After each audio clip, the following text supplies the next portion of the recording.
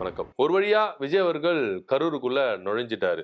எவ்வளோ தடைகள் வந்தது, தடைகள் எல்லாம் மீறி தடை அதை உடை அப்படின்ற மாதிரி தடையெல்லாம் உடைச்சிட்டு கரூருக்கு போனார். போனவர் அந்த கரூர்ல பேசின விவகாரம் இருக்குதுல்ல, ஒரு முதலமைச்சர் யாருன்னா ஒருத்தர் ஞாபகப்படுத்தி விடுங்க ப்ளீஸ். தயவு செய்து கூட இருக்கிறவங்க செங்கோட்டையன் இருக்கிறாரு, ராஜ்மோகன் இருக்கிறாரு, ஜெகதீஷ் பழனிசாமி இருக்கிறாரு, மற்றும் பலரெல்லாம் இருக்கிறாங்க. தயவு செய்து அவருக்கு யாருன்னா ஞாபகப்படுத்தி விடுங்க. அவர் முதலமைச்சர். அவர் இப்போ தாவேகா தலைவராக இருந்தாலும் முதலமைச்சர் அப்படின்ற ஒரு பதவியோட இருக்கிறாரு. மேடையில் பேசும்போது என்ன மாதிரி வார்த்தைகளை யூஸ் பண்ணணும், எப்படி பேசணும் அப்படின்னு யாருன்னா ஒருத்தர் ஒரு ட்ரைனிங் கொடுங்க அப்படின்னு தான் நம்ம சொல்லணும். அதாவது கரூர்ல அந்த பாதிக்கப்பட்ட குடும்பங்களை சந்திக்க போறாரு, மக்களை சந்திக்க போறாரு, அந்த நன்றி சொல்ற நிகழ்ச்சிக்கு போறாரு. கரூர்ல 41 பேர் இறந்தாங்க, அலறடிச்சுன்னு ஓடி வந்தது இவர் தான். அவர் ஒரு பாட்டு பாடினார்ல, ஓடு ஓடு ஓடு ஓடு வரான் பாரு வேட்டக்காரன்னு. அப்போ ஓடு ஓடுன்னு ஓடுந்து விஜய் அவர்கள் தான் அப்படின்னு யாருன்னா அவருக்கு கொஞ்சம் ஞாபகப்படுத்தி விட்டா ரொம்ப நல்லா இருக்கும் அப்படின்னு தான் நான் சொல்லணும். ஓடு ஓடு ஓடு ஓடு ஓடு ஓடு ஓடு ஓடு வராம் பாரு வேட்டக்காரன். சரி, அதுக்கு நம்ம வருவோம், மேட்ருக்குள்ள வருவோம். ஸ்டார்டிங்ல இருந்து நம்ம பண்ணுவோம். எடுத்தோடனே அண்ணன் விஜய் அவர்கள் என்ன சொல்றாரு, நான் எவ்வளவு உயரத்துக்கு போனாலும் இந்த வலி என்னை விட்டு போகாது, என் வாழ்க்கையில இந்த வலியை பிரிக்கவே முடியாது, அப்பேற்பட்ட ஒரு வேதனை வலி அப்படின்னு சொன்னாரு. வாஸ்தவமான பேச்சு தான், வரவேற்கமான ஒரு பேச்சு தான், கைத்தட்டி விசிலடிச்சு ஆரவாரம் பண்ற ஒரு பேச்சு தான். ஆனா கரூர்ல 41 பேர் இறந்தாங்கல்ல, அப்போ ஓடி போனவரு இப்பதான் வராரு. கிட்டத்தட்ட பாத்தீங்கன்னா ஒரு 11 மாசம் வச்சுக்கோங்களேன், 10 மாசம் வச்சுக்கோங்களேன். அப்புறம் இப்பதான் வராரு கரூர்ல. போய் 41 பேர்களை அவங்களுடைய உயிரிழப்பை நீங்க எந்த அளவுக்கு ஹானர் பண்றீங்க, மதிக்கிறீங்க, ஓகே எல்லாம் அதை நம்ம ஏத்துக்கலாம். ஏன் ஒரு மௌன அஞ்சலி செலுத்தல? ஒரு நிமிஷம் மௌன அஞ்சலி செலுத்திருக்கலாம்ல. 41 பேர் இறந்தாங்கல்ல, அவங்களுக்கு ஒரு மௌன அஞ்சலி செலுத்திருக்கலாமா வேண்டாமா? தமிழ் தாய் வாழ்த்து பாடுறீங்க, எல்லோரும் கரகோஷங்களை எழுப்புங்கள் அப்படின்ற மாதிரி எல்லோரும் எழுந்து நில்லுங்க, தமிழ் தாய் வாழ்த்து பாட போறோம் அப்படின்னு சொல்லிட்டு நீங்க எழுந்து நிக்க வச்சீங்க, தமிழ் தாய் வாழ்த்து பண்ணீங்க. அந்த 41 பேருக்கு ஒரு மௌன அஞ்சலி செலுத்திருக்கலாமே சார், ஏன் சார் செலுத்தல? அப்போ உங்க வலி வேதனை எந்த அளவுக்கு இருக்குது, எந்த அளவுக்கு நீங்க பொய் பிரச்சாரங்களை பண்றீங்க, எந்த அளவுக்கு அவங்கள இன்னும் நம்ப வச்சு ஏமாத்திக்கிட்டு இருக்கீங்க அப்படின்றது இப்ப வெட்ட வெளிச்சமா தெரியுதா? ஒரு நிமிஷம் உங்களால மௌன அஞ்சலி செலுத்த முடியலையே, நீங்களாம் என்ன அப்படின்னு தான் நம்ம கேள்வி கேட்க தோணுது. இவ்வளவு விட்டுருவோம். இப்போ 41 பேருக்கு அரசு வேலை கொடுக்குறாரு, அது கொடுக்குறாரு, இப்படி கொடுக்குறாருன்றல, சட்டசபை குடிச்சல. அப்ப அந்த 41 பேருக்கு நினைவா நீங்க எதுனா மௌனஞ்சலி செலுத்தினீங்களா? அங்கேயே செலுத்தல. சரி, இங்க செலுத்தி இருக்கலாமே, ஏன் செலுத்தல? ஸோ இப்போ இது திட்டமிட்ட ஒரு சதி அப்படின்றது ரொம்ப வெட்ட வெளிச்சமா இருக்குது. அது மட்டும் நம்மளுக்கு ரொம்ப உன்னிப்பா தெரியுது.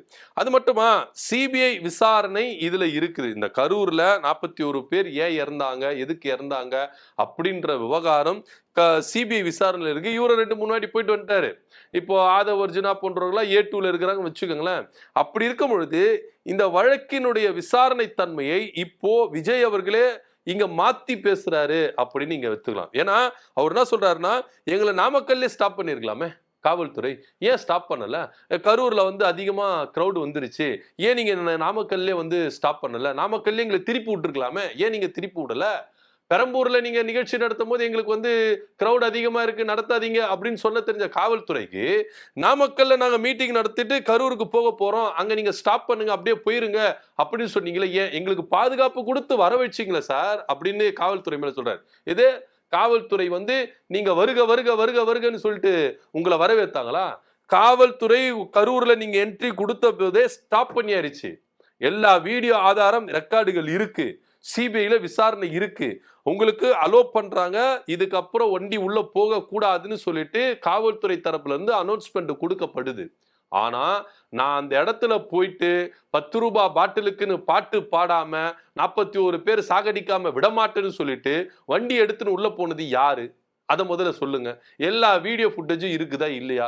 ஸோ எல்லா விஷயமும் இவங்க பண்ணிட்டு இன்னைக்கு காவல்துறை மேல என்ன பண்றீங்க, நீங்க பழிய சுமத்திட்டு போறீங்க. இது நாமக்கல்ல இருந்து கரூருக்கு காவல்துறை தான் உங்களை கூட்டிட்டு போச்சா? இது என்ன ஒரு அப்பட்டமான ஒரு பொய்? எந்த அளவுக்கு இது வந்து ஒரு மாத்தி பேசுற மாதிரி விஷயமா இருக்குது. ஏன் இந்த அளவுக்கு வந்து விஜய் அவர்கள் வந்து இப்படி பேசுறாரு அப்படின்னு நம்மளுக்கு தெரியல. இந்த விசாரணை சிபிஐல இருக்கு. அப்படி இருக்கும்பொழுது பொது வெளியில வந்து இது மாதிரி மாத்தி பேசுறாரு ஏன்? அப்ப நீங்க இந்த விஷயங்களை நீங்க சிபிஐல சொன்னீங்களா? அப்படின்ற பல கேள்விகள் நமக்கு வருது. சோ இந்த இந்த விவகாரத்துல பொதுவெளியில இது மாதிரி சம்பந்தப்பட்டவங்க பேசக்கூடாதுன்னு சொல்லிட்டு ஏற்கனவே வழக்குகள் தொடரப்பட்டிருக்கு. சோ அப்படி இருக்கும் பொழுது இதுல வந்து முக்கியமா ஒரு சாட்சியா வந்து விஜய் அவர்கள் இருக்கிறார். ஏன்னா அவரு போய் உள்ள போய் பேசுனதுனால இவ்வளவு விளைவுகளை ஏன் காவல்துறை வந்து உங்களுக்கு ஆரம்பத்திலே வந்து கண்ட்ரோல் பண்ணலையா? கண்ட்ரோல் பண்ணாங்கல்ல. வேண்டாம் உள்ள வேண்டாம். இந்த ஸ்பாட்லயே நின்னு பேசிட்டு போங்க அப்படின்னு அங்கேயே உங்களுக்கு ஸ்பாட் கொடுத்தாங்களா? அங்கேயே பேசிட்டு போக வேண்டியதுதானே. வாலண்டியரா நீங்க தானே சார் உள்ள வந்தீங்க. ஏன்னா கேமரா செட்டப்லாம் அங்கதான் இருக்கு. லைட் செட்டப்லாம் அங்கதான் இருக்கு. ஏன்னா இவருக்கு வந்து கேமராவது இதுல இன்னொன்னு நக்கீரன் அவர்கள் சொல்ற மாதிரி ஜனநாயக ஷூட்டிங் நடந்தது. அதுக்கான ஆதாரங்கள்லாம் இப்ப வந்துருச்சு, வெளியே வந்துருச்சு. எந்த அளவுக்கு வந்து ஜனநாயக ஷூட்டிங் நடந்துச்சு. ஏன்னா அப்ப மறுத்தாங்க. இப்ப எல்லா ஆதாரங்களும் வெளியே வருதுன்னு வச்சுங்களேன். சோ அப்படி இருக்கும்போது அங்கதான் ஸ்பாட்டு. ஏன்னா கேமரா பொசிஷன்லாம் அங்கதான் இருந்திருக்கு. சோ அப்படி இருக்கும்போது வாலண்டியரா இவர் தான் உள்ள எடுத்துட்டு வர்றாரு வண்டி. அப்ப காவல்துறை வந்து உங்களை அங்கேயே அந்த ரவுண்டனாலேயே வந்து என்ன பண்ணாங்க? ஸ்டாப் பண்ணாங்க. இதுக்கப்புறம் உள்ள போக வேண்டாம். உள்ள கிரௌட் அதிகமா இருக்கு. கட்டுக்கடங்கா கூட்டம் இருக்கு. எங்களால கண்ட்ரோல் பண்ண முடியலன்னு காவல்துறை அனௌன்ஸ்மெண்ட் பண்ணிச்சு. இருந்தும் நீங்க தான் உள்ள போனீங்க. ஆனா இப்ப என்ன மாத்தி பேசுறீங்க? காவல்துறை தான் எங்களை வந்து நாமக்கல்ல இருந்து வழியே வந்து கூட்டிட்டு வந்தாங்க அப்படின்னாங்க. சரி காவல்துறை அப்ப நீங்க வந்து அதாவது எஸ்ஓபி போட்டு உயர்நீதிமன்றத்தினால தமிழ்நாடு அரசுக்கு ஒரு அறிவுறுத்தல் பண்றாங்க எல்லா கட்சிகளும் எஸ்ஓபி போடுங்கன்னு. அந்த எஸ்ஓபி போட்டதுக்கே நீங்க என்ன ஆடுனீங்க? என்ன குதிச்சீங்க? ஸ்டாலின் ஸ்டாண்ட் அப் ஆபரேஷன் வந்து எங்களை வந்து என்ன பண்ணுது? தடுக்குது. எங்களை வந்து மக்களை சந்திக்க விட மாட்டேங்குது. விஜய் அடக்குது. அப்படி இப்படின்னு சொல்லிட்டு ஏகப்பட்ட கருத்து சொன்னீங்க. அப்போ உங்களை நாமக்கல்லே கரூர்ல வந்து போலீஸ்காரர் வந்து தடுத்தாங்கன்னா நீங்க என்ன அப்படியே மாத்தி பேசியிருப்பீங்க? சோ இப்ப நீங்க பேசலாம். உங்க வாய் இருக்குதுன்னுட்டு நீங்க என்ன வேணா பேசலாம். ஆனா இப்போ இவர் அப்படியே மாத்தி பேசுறாரு. எங்களை வந்து நாமக்கல்ல தடுத்து இருக்கலாம். கரூர்ல வந்து உள்ள போயிருக்க வேண்டாம் அப்படின்னு சொல்றாரு. அப்போ உங்களுக்கு வாய் இருக்குது நீங்க என்ன வேணா பேசலாமா? என்ன சார் நீங்க ஒரு முதலமைச்சருக்கு அழகா பேசுறீங்களா? அப்படின்னு கேள்வி இல்ல. மக்கள் நீங்க எதனா நல்லது செய்வீங்க, எதனா மாற்றத்தை கொடுப்பீங்க அப்படின்னு உங்களை உள்ள கொண்டு வந்தா இவர் முழுக்க முழுக்க திமுகவினர் என்னென்ன குற்றச்சாட்டுகள் முன்வைக்கிறாங்களோ அதுக்கு பதிலடி கொடுக்கிற விதமா இந்த மேடையை நீங்க பயன்படுத்துறீங்க. சோ நீங்க முதலமைச்சர் ஆயிட்டீங்க. மக்கள் எதிர்பார்த்துட்டு இருக்காங்க. என்ன மாதிரி ஒரு திட்டங்களை இது பண்ணுவீங்க? என்ன மாதிரி ஒரு விஷயங்களை சொன்னீங்க? இதுல வேற அவர் சொல்றாரு, இதுக்கப்புறம் எந்த கட்சியிலும் இது மாதிரி ஒரு நிகழ்ச்சி நடக்கக்கூடாது, ஒரு அசம்பாவிதம் நடக்கக்கூடாதுன்னு சொல்லிட்டு தாவேக சார்பா ஒரு நினைவு தூண் அமைக்க போறோம் கரூர்ல அப்படின்றாரு. இது என்ன தாவேக சார்பா நீங்க வந்து ஒரு நினைவு தூண் அமைச்சீங்கன்னா இதுக்கப்புறம் இதுக்கப்புறம் இதுக்கு முன்னாடி இல்லை, இதுக்கப்புறம் நடக்காது. இதுதான் ஃபர்ஸ்ட் நடந்ததே தாவேக தான். அதுவும் விஜய் அவர்களினால ஈகோவினால. சோ காவல்துறை உங்களை வந்து கரூர்ல உள்ள நுழையும் போதே ஸ்டாப் பண்ணிச்சு. அந்த இடத்துல நீங்க ரிட்டர்ன் போயிருந்தா இந்த 41 பேர் இறந்திருப்பாங்களா? இந்த விபத்து நடந்திருக்குமா அப்படின்ற ஒரு கேள்விதான். இன்னைக்கு வாய்க்கிழிய பேசுறாரு முதலமைச்சர் விஜய் அவர்கள். எங்களை வந்து ஏன் தடுக்கல அப்படின்றாரு. தடுத்தா நீங்க விட்டுருவீங்களா? இல்ல தடுத்தா நீங்க ரிட்டர்ன் போயிருவீங்களா? இல்ல தடுத்தா நீங்க வந்து போலீஸ்கார் சொல்லிட்டாங்க அங்க கிரௌட் அதிகமா இருக்கு நம்ம உள்ள போக வேண்டாம்னு சொல்லிட்டு ரிட்டர்ன் போயிருப்பாரா? எதுவுமே பண்ணிருக்க மாட்டாரு. ஆனா இன்னைக்கு எல்லாமே இருக்குதுன்னு சொல்லி நீங்க இவர் அப்படியே பிளேட்டை மாத்தி பேசிட்டு இருக்கு. இதெல்லாம் என்ன விதத்துல நியாயம் அப்படின்றதான் இங்க கேள்விக்குறியா இருக்கு. அதாவது இவங்களை எதிர்த்து கேள்வி கேட்டா இந்த மாதிரி வசை சொற்கள்லாம் வந்து திமுகவும் தாவேகவும் கூட்டு களவாணி அப்படின்றாங்க. இது ஒரு முதலமைச்சருக்கான பேச்சா? எந்த ஒரு ஆதாரமும் இல்லாம அப்பட்டமான ஒரு பொய்யை மட்டும் பேசிக்கிட்டு மக்களை ஏமாத்தி இந்த மாதிரி ஒரு விஷயத்துல பண்ணிட்டு இருக்கீங்களா? இது முதலமைச்சருக்கு அழகா அப்படின்ற கேள்விதான் இருக்கு. என்ன ஆதாரம் இருக்கு உங்ககிட்ட? திமுகவும் அதிமுகவும் கூட்டு களவாணி 2 பேரும் ஒன்னா சேர்ந்து இருக்கிறாங்கன்னு சொல்லிட்டு என்ன ஆதாரம் இருக்கு விஜய் கிட்ட? ஒரு ஆதாரமும் கிடையாது.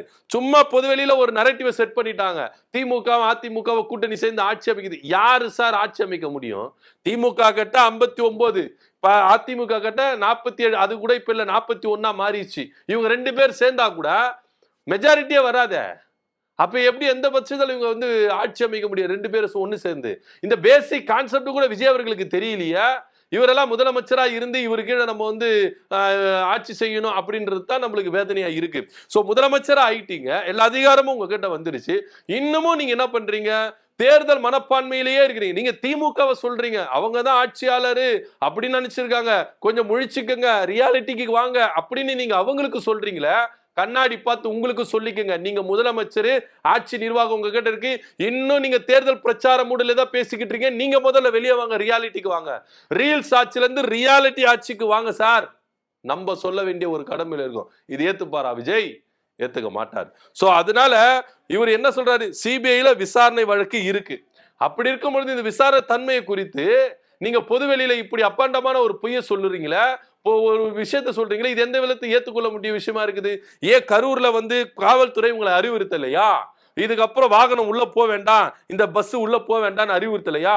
ஆதவர்ஜனா சொல்லலையா? இல்ல நாங்க உள்ள போவோம், எங்களை தடுக்கிறீங்களா அப்படின்னு சொல்லிட்டு ஆதவர்ஜனா காவல்துறை கிட்ட வந்து வாக்குவாதம் பண்ணலையா?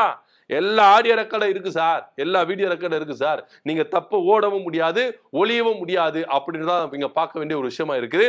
செந்தில் பாலாஜி அவர்கள் கரூர்ல இருக்கிற செந்தில் பாலாஜி அவர்கள் மேல ஒரு வழக்கு போட்டாங்க, ஓடுன்னு ஓடி ஒளிஞ்சிட்டாரு அப்படின்னாங்களே. கரூர் விவகாரம் நடந்துட்ட பிறகு சிடி நிர்மல்குமார் எங்க போய் ஓடி ஒளிஞ்சாரு? முதலமைச்சரா இப்ப இருக்கிற விஜய் அவர்கள் போயிட்டு 2 மாசம் போயிட்டு வீட்டுல போயிட்டு ஓடி ஒளிஞ்சுக்கிட்டீங்களா? நீங்க எங்க போனீங்க? புஷியானந்த் எங்க போய் ஓடி ஒளிஞ்சாரு? ஆதவர்ஜன் அவர்கள் எங்க ஓடி போய் ஒளிஞ்சாரு? அப்ப எங்க நீங்க ஓடுனீங்களா? அப்ப திமுக வேட்டக்கார மாதிரி வந்ததுனால நீங்க ஓடினீங்களா? என்ன சார் நீங்க முதலமைச்சரா ஒரு அழகா பேசுங்க சார் அப்படின்னா, இன்னும் நான் திமுக எதிர்ப்பு நிலையில வந்துகிட்டு நான் இன்னும் ஆட்சிக்கு வரவே இல்லை, முதலமைச்சர் ஆக துடிக்கணும் அப்படின்ற ஒரு கான்செப்டிலே நீங்க முதல்ல முழிச்சுக்கங்க. நீங்க முதல்ல ரியாலிட்டிக்கு வாங்க, ரீல்ஸ்ல இருந்து நீங்க முதல்ல ரியாலிட்டிக்கு வாங்க அப்படின்றாரு. அது மாத்திரம் இல்லாம அவர் சொல்றாரு, பல டிபார்ட்மெண்ட்ல வந்து பார்ட்டி ஃபண்ட் போயிருக்கான் அப்படின்னு ஆதாரத்தை தூக்கி விசிறடிக்க வேண்டியதானே? ஏன் ஆதாரத்தை தூக்கி விசிறடிக்க மாட்டீங்க? உங்க கிட்ட ஆதாரம் இருக்குதா? பார்ட்டி ஃபண்ட் போயிடுச்சுன்னு சொல்லிட்டு ஆதாரம் இருக்குதா? கொடுங்க, ஒவ்வொருத்தரும் தூக்கி புள்ள போடுங்க. ஏன் போட மாட்டேறீங்க? வாய் வழியிலேயே வடை சுட்டு இருக்கிறாரு விஜய் அவர்கள். ஏன்னா முதல்ல நீங்க ரியாலிட்டிக்கு வாங்க, ரியாலிட்டிக்கு வந்து நியாயமான விஷயங்களை முன்வைங்க. இங்க ஆக்கப்பூர்வமா எதிர்கட்சிகள் செயல்பட்டு இருக்கு, ஆனா எதிர்கட்சிகள் கேள்வி கேட்கிறாங்க அப்படின்ற ஒரே காரணத்துக்காக இன்னைக்கு என்ன பண்றீங்க? அப்படியே பிளேட்டை மாத்தி பேசுறீங்க. சோ அவங்களுக்கு கொடுக்க வேண்டிய பதிலடியை சட்டமன்றத்துல கொடுக்காம அங்க அமைதியாயிட்டு இங்க வெளியே வந்து கொடுக்குறீங்க. இது எந்த விதத்தில் நியாயம் அப்படின்னு நம்மளுக்கு தெரியல. சோ முழுக்க கரூர்ல விஜய் அவர்கள் கரூர் மக்களை போய் சந்திக்க போனது எதுக்குன்னா, எம்ஆர் விஜயபாஸ்கர் இடைத்தேர்தல் நிக்கிறாரு, அங்க இடைத்தேர்தல் வருது, அதுக்கு ஓட்டு கேட்க தான் போயிருக்காரு கண்டி. குறிப்பா கரூர்ல பாதிக்கப்பட்ட மக்களை சந்திக்க போறேன்னு சொல்லிட்டு அங்க ஒரு பொய் பிரச்சாரங்களை மேற்படுத்திட்டு வராரு. உண்மையிலேயே அவர் பாதிப்பு அவருக்கு இருந்திருந்தா, வலி மனவேதனைகள் அவருக்கு இருந்திருந்தா, அந்த மீட்டிங் ஸ்டார்ட் பண்ணும் பொழுது ஒரு மௌன அஞ்சலி செலுத்திருக்கணும். ஆனா மௌன அஞ்சலி செலுத்தல. சோ எல்லாமே ஒரு பொய் பிரச்சாரம் அப்படின்றது ரொம்ப வெட்ட வெளிச்சமா தெரியுது. இதை பத்தின கருத்து நம்மளுடைய கீழே கமெண்ட் பண்ணுங்க. நன்றி, வணக்கம்.